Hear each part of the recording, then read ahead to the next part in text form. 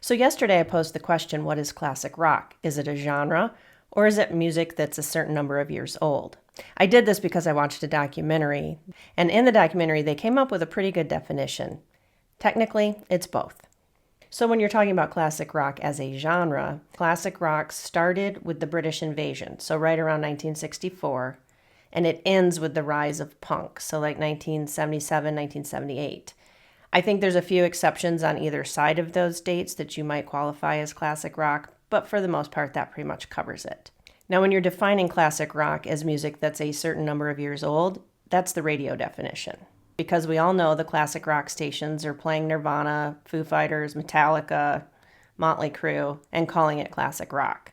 And even though that's what's happening in radio now, the argument could be made that it started as a genre created by radio.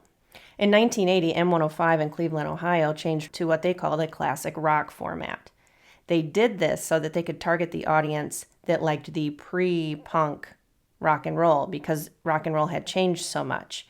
So on the radio station, they started playing music from the 60s all the way up to the current time and distinguished that as classic rock. So it's not really a number of years old when you look at the origin of it. It was that music in that period of time.